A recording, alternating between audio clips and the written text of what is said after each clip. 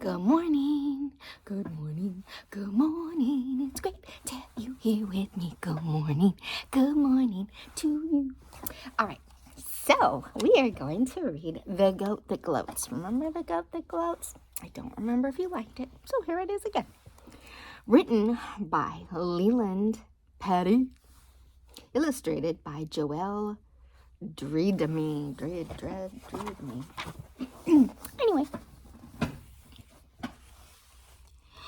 On a throne made of stone at the top of a tower, counting the minutes of each passing hour, feeling bored and ignored for days without end, lived a goat who was lonely. He wanted a friend.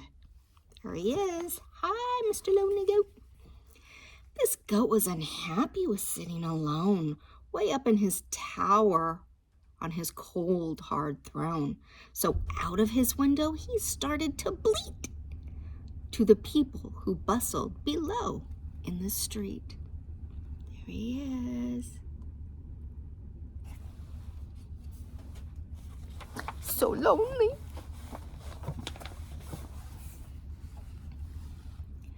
What a wonderful friend I would make, bragged the goat.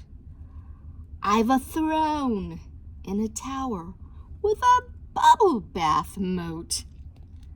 But the people below called back over the moat, who'd want to be friends with a gloating goat? Oh my. So true, huh? Do you want to be around somebody that's like, I have this and I have this and I've done this. I'm so great. No. See what happens. The goat scratched his head with his hoof and he frowned. What must he do to make friends in this town? So he shouted again to the people below without even so much as a smile or hello. Oh yeah, that's gonna help. Look at him. They don't look amused. Do they look like they want to be his friend? And does he look friendly? No.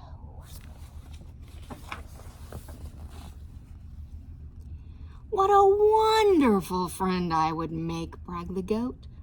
For I own a fast car and a fabulous boat. But the people below called back over the moat, who'd want to be friends with a gloating old goat? Do you somehow think that maybe he just doesn't get it? They don't want to know all the great things he has, right? Or how great he is. Now the goat was beginning to get quite upset that no one wanted to be friends with him yet. So he jumped to his hooves and he reached for his net. And quickly he scooped up Fernando, his pet. There's Fernando. Hi, Fernando.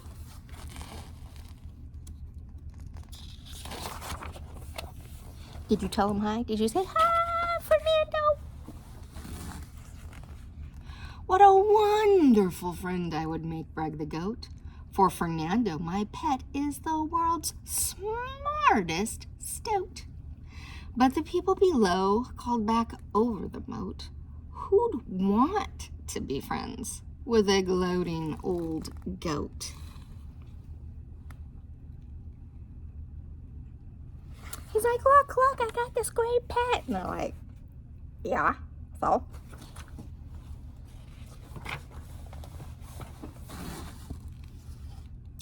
Once more the goat, who was stricken with grief, came away from the window, to Fernando's relief. Because he was just dangling there, huh? He had poor little Fernando dangling. He recaged his pet before he got bitten, then burst into a verge with a song he had written. Oh dear. What a wonderful friend I would make, bragged the goat. For that ditty was one that I wrote. But the people below called back over the moat, who'd want to be friends with a gloating old goat? It's all, la, la, la, la, la. Hey, I wrote that. And they said, no.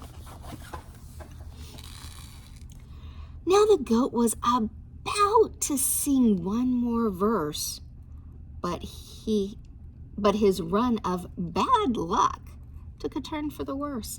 He took a deep breath and let loose with such force that his voice rang out. He bragged himself hoarse. Oh, his voice gave right out. Who knows where I'm at? He bragged himself hoarse. Yeah. Look, they're happy about it. The people below in the street clapped and cheered, and the goat whimpered miserably into his beard. Why don't they like me? Why don't they care? When all of my riches I'm willing to share. He needs to be friendly, huh? Could you tell him, goat, be friendly. Don't gloat. Good job. All right. Meanwhile, people began to feel bad for teasing the goat in the way that they had. He might be annoying for gloating all day, but all that aside, he was kind of okay. So they lifted their heads to the tower and tried to talk to the goat who was holed up inside, for they thought that he'd make a good friend, sure enough, if he'd only promised to stop showing off. So they're like, psst, goat, we've been thinking. Let's see what happens. The goat heard them calling his name, and he jumped up out of the throne with such joy that he bumped his horns on a beam jutting out of the ceiling. It was several hours before regaining feeling. But he couldn't talk with the pain in his throat. He struggled to utter much more than a note. A note! Why, that's it! So he went one step better. He sat at his desk and he wrote them a letter. Dear potential friends below,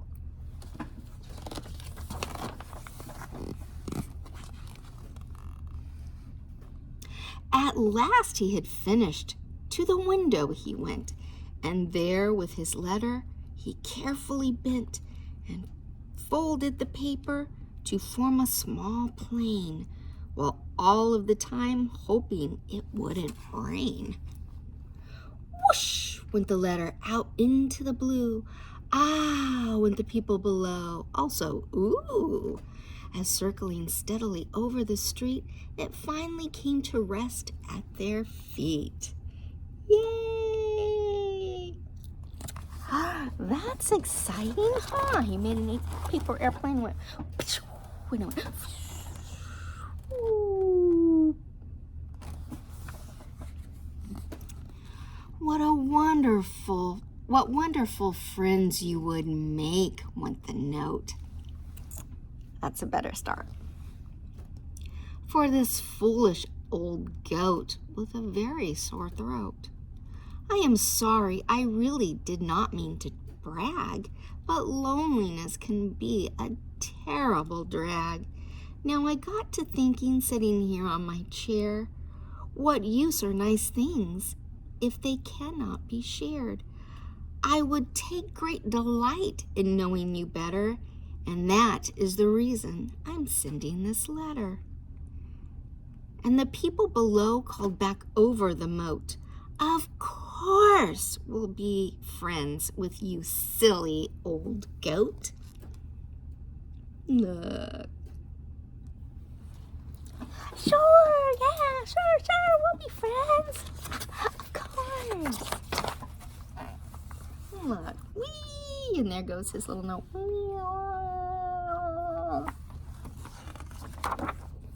And there's his little window. How cool is that? So see, to make friends, you have to be friendly and approachable. Approachable, that means people feel like they can come up to you and say, hey, right? Love you.